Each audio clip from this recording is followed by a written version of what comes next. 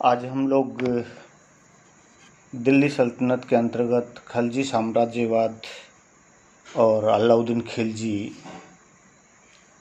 के विषय में वार्ता करेंगे।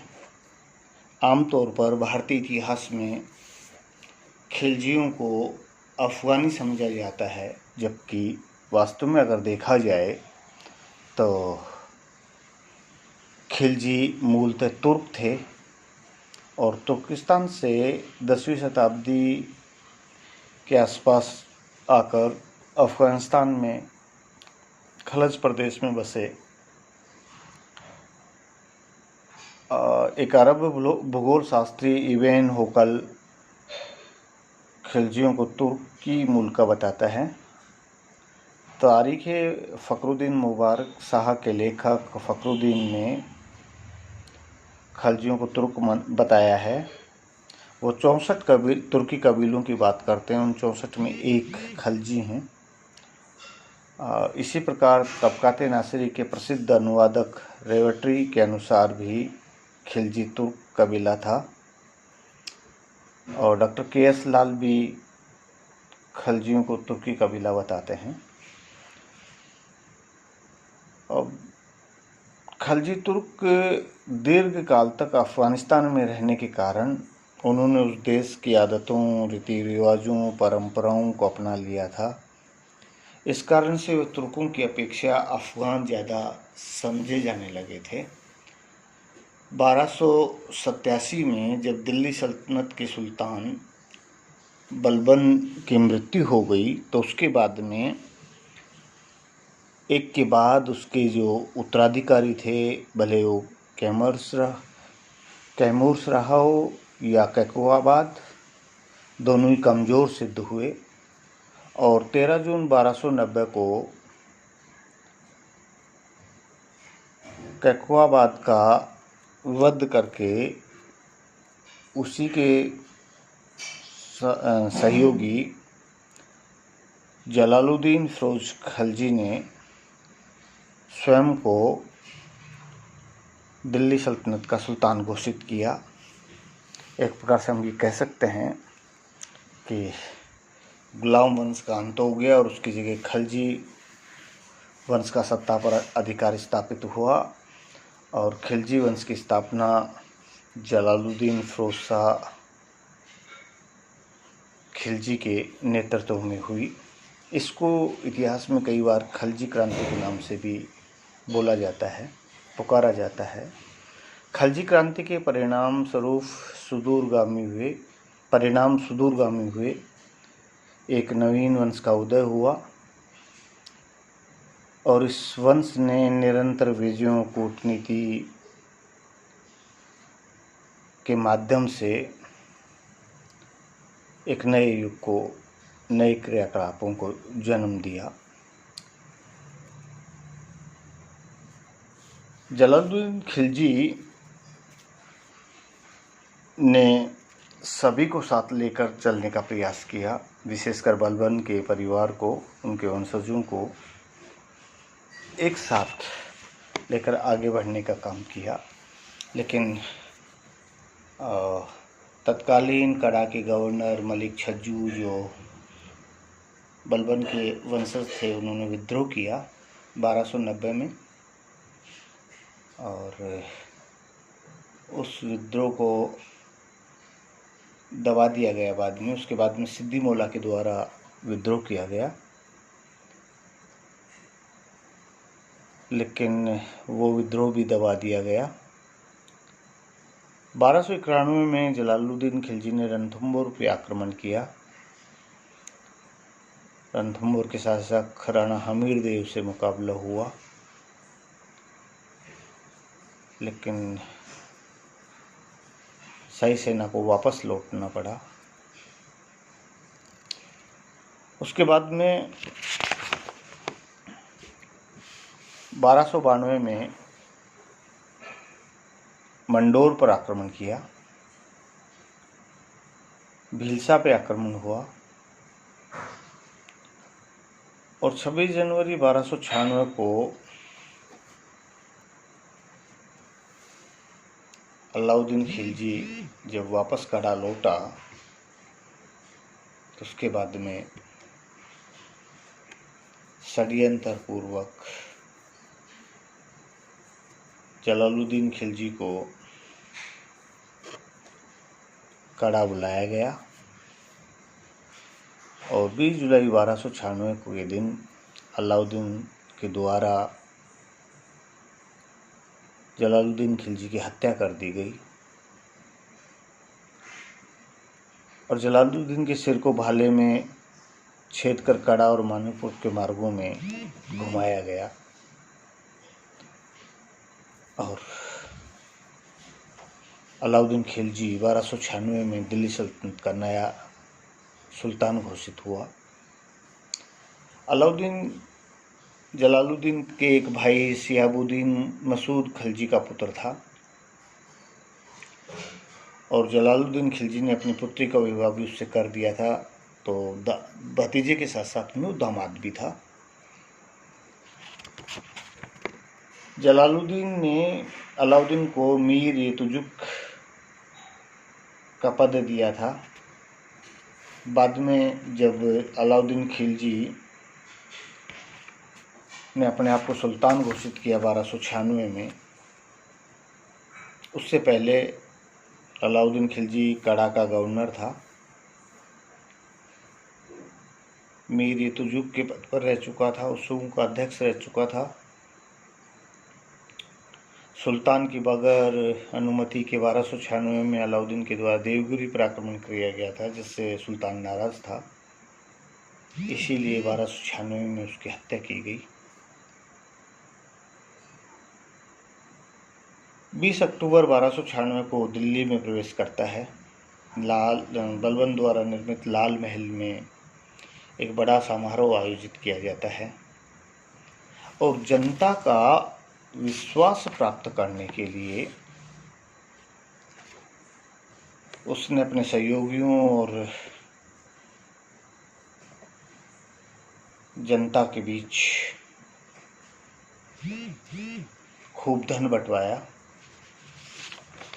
और दिल्ली की जनता को अपने पक्ष में करने में सफल रहा।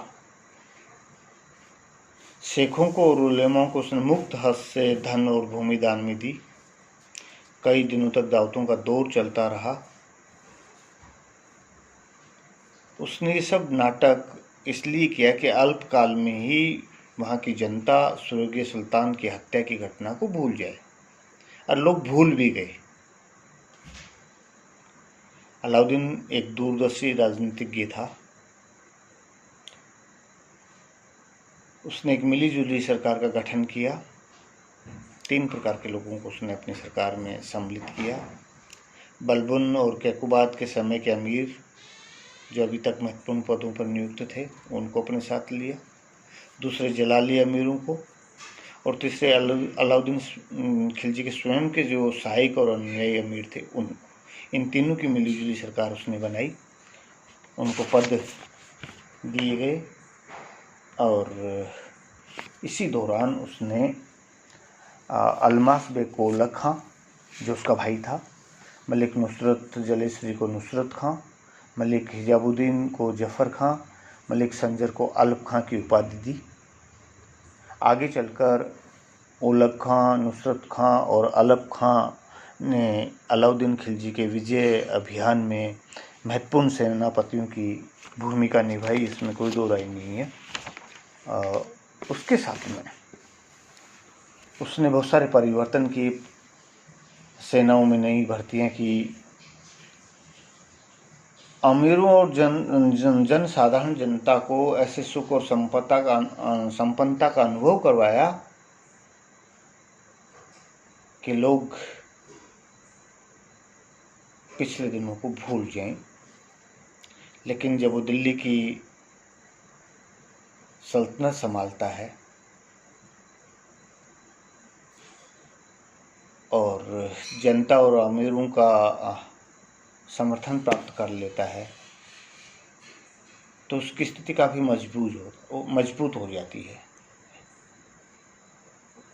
किंतु उसके सामने अनेक समस्याएं मौजूद थी, जिनका सामना करना, उन चुनौतियों का सामना करना उसके लिए सबसे बड़ी समस्या थी। दिल्ली सल्तनत के 90 वर्षों के शासनकाल के दौरान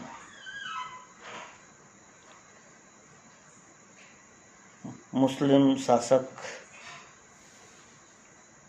दिल्ली सल्तनत की स्थिति को पूर्ण रूप से सुदृढ़ नहीं कर पाए थे। एक प्रभावशाली शासन व्यवस्था को संगठित करने में असफल से रहे थे। दिल्ली चारों ओर से विध्वंसकारी तत्वों के बीच घिरी हुई थी, उसका अस्तित्व चुनौतीपूर्ण था। पंजाब में खोकर, मुल्तान और सिंध में अरकली, तो गुजरात में बघेल और राजपूत रियासतें भले चित्तौड़ हो, रणथंभौर हो या जालोर, ये सब दिल्ली सल्तनत को एक प्रकार से चुनौती दे रही थी। मालवा और बुंदेलखंड अपने आप को दिल्ली सल्तनत से मुक्त कर चुका था। संपूर्ण भारत में जो रियासतें थी, स्वतंत्र राज्य थे, वो दिल्ली सल्तनत के लिए बहुत बड़ी चुनौती थी। और स्थायित्व के लिए आवश्यक था कि इन क्षेत्रों पर भारत के अधिकांश भूभाग पर दिल्ली सल्तनत का आधिपत्य हो। अलाउद्दीन ने पूर्ण शक्ति और सुदृढ़ संकल्प के साथ इन समस्याओं का सामना करने की ठानी और वो समाधान करने में कामयाब भी रहा।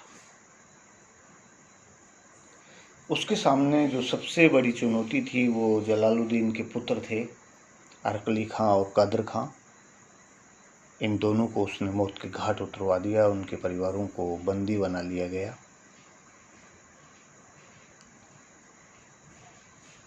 अलाउद्दीन खिलजी ने अपने विश्वस्त साथियों के साथ में बैठकर साम्राज्य में होने वाले विद्रोहों, जो साम्राज्य में शांति फैलाने का काम करते थे, उनके ऊपर विचार किया। पहला विद्रोह उसके समय में 1299 में नव मंगोलों के द्वारा किया गया।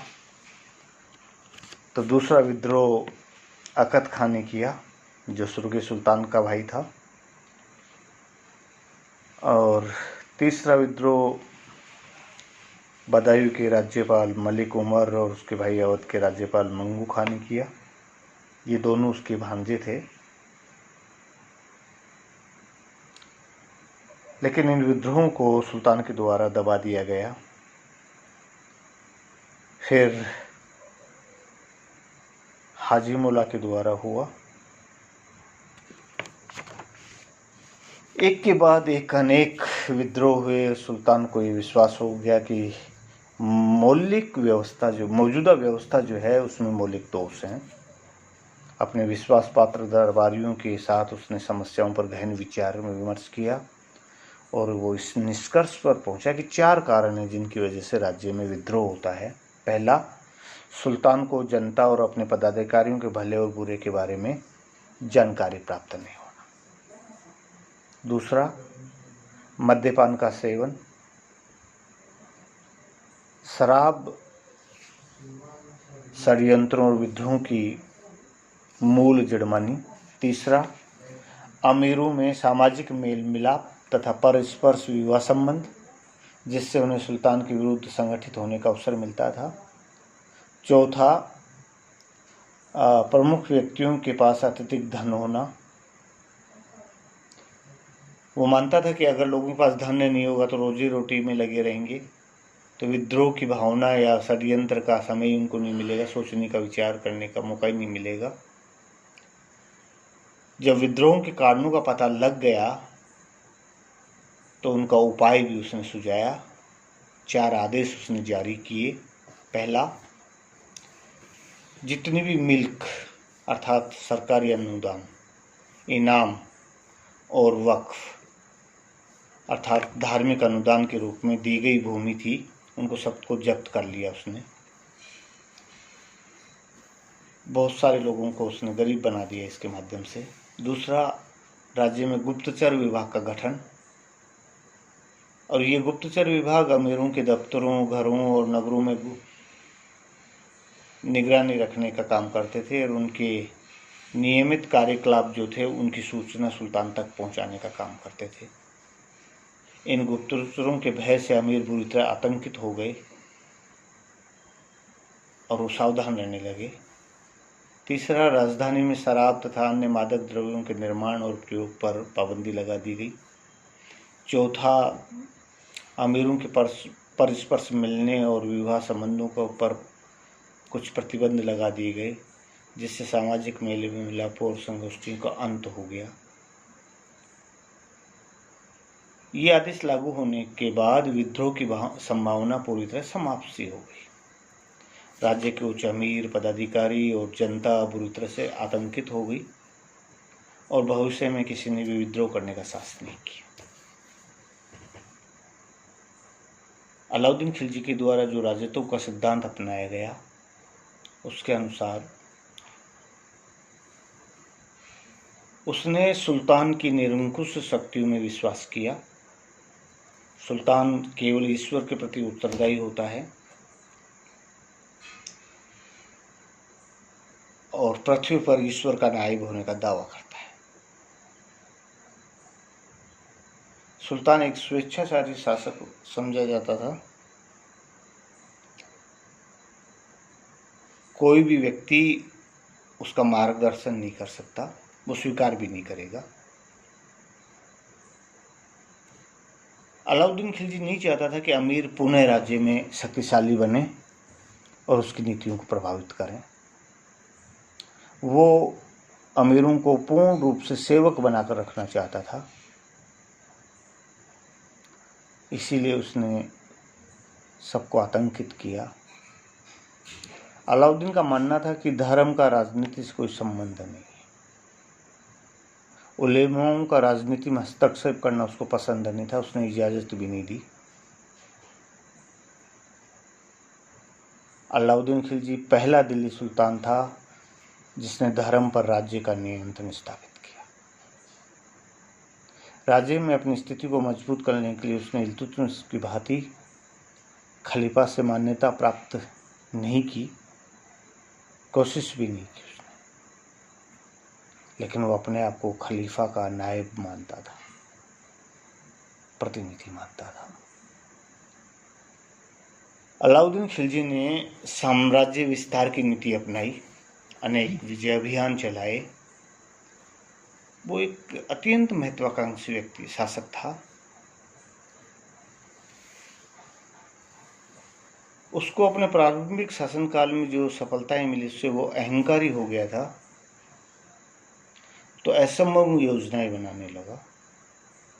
वह सिकंदर की तरह विश्व विजय करना चाहता था और एक नए धर्म की स्थापना की सोच रहा था, लेकिन दिल्ली की कोतवाल अलाउल मुल्क जो उसका मित्र भी था,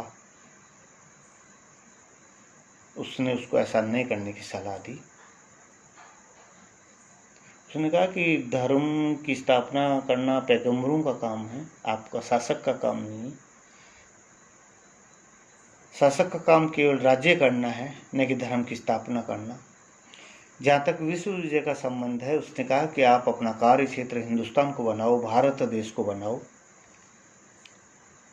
और उससे पहले मंगोलों के आक्रमण की रोकथाम की योजना बनाओ। उत्तर भारत के जितने भी स्वतंत्र राज्य हैं, पहले उनको जीतने का प्रयत्न करो, और जब ये कार्य पूरा हो जाए तो सुल्तान चाहे तो देश के बाहर सीमा क्षेत्रों में भी विस्तार की योजना बना सकता है, अपनी सेनाएं बाहर भेज सकता है। अलाउद्दीन ने इस सलाह को स्वीकार किया और दिल्ली सल्तनत के आधिपत्य के बाहर स्थित स्वतंत्र हिंदू राज्यों को जीतने की योजना उसने बनाई। सबसे पहले उसने उत्तर भारत के ऊपर ध्यान दिया और उत्तर भारत में गुजरात, मालवा, रणथंभौर, चित्तौड़, जालोर आदि राज्यों को जीतने की उसने नीति बनाई, क्योंकि ये आसानी से नियंत्रण में आ सकते थे, दिल्ली के बहुत नज़दीक थे। और उसने सबसे पहले 1299 में गुजरात के ऊपर आक्रमण किया। कर्ण बाघेल वहाँ के शासक होते थे। 1301 में रणथंभौर के ऊपर, हमीर के ऊपर आक्रमण करके उसको पराजित किया। 1303 में चित्तौड़ पर आक्रमण करके वहाँ के रावल रतन सिंह को पराजित किया। 1305 में मालवा के मलहक देव को पराजित किया। 1309 में सिवाना दुर्ग को जीतकर वहाँ के शीतल देव को पराजित किया। और 1311 में कानड़ देव और वीरम देव को पराजित करते हुए जालौर पर अधिकार किया। 1313 में देवगिरी पर अधिकार किया। 1309 में तेलंगाना सुदूर दक्षिण में, 1310 में होलसल राज्य पर, और 1311 में उसने पांडे राज्य पर विजय हासिल की। इसके बाद में उसने मंगोलों की समस्या का समाधान करने का प्रयास किया। और अलाउद्दीन के शासनकाल में भारत की उत्तर पश्चिम सीमा पर निरंतर मंगोलों के भीषण आक्रमण हो रहे थे। यहाँ तक कि मंगोल आक्रमणों के कारण राजधानी दिल्ली भी सुरक्षित नहीं थी।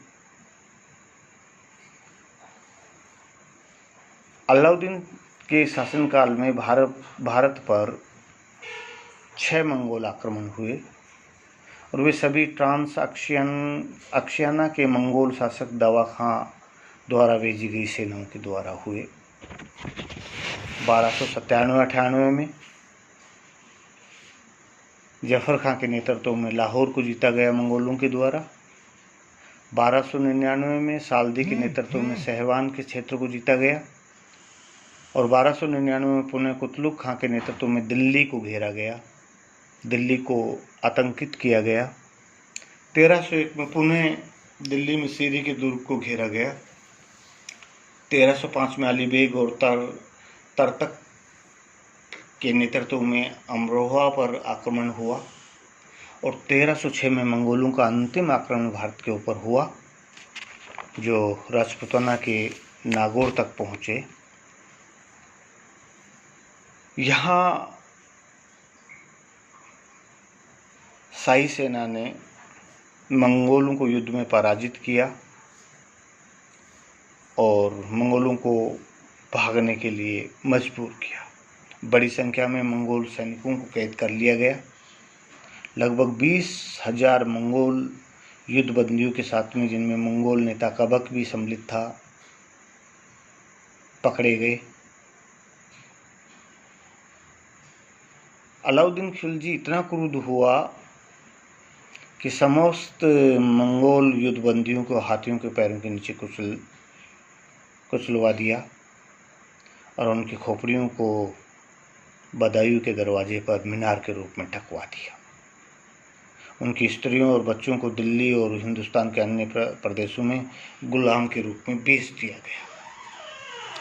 1306 ईस्वी के बाद मंगोलों ने अलाउद्दीन के शासनकाल में फिर कभी भी भारत के ऊपर आक्रमण करने का साहस नहीं किया। जो काम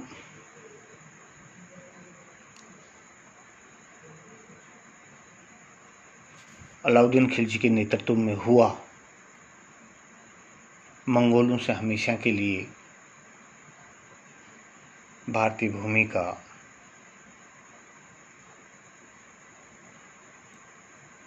युद्ध पर करना या थोपना बंद हो गया और भारत एक प्रकार से सुरक्षित हो गया।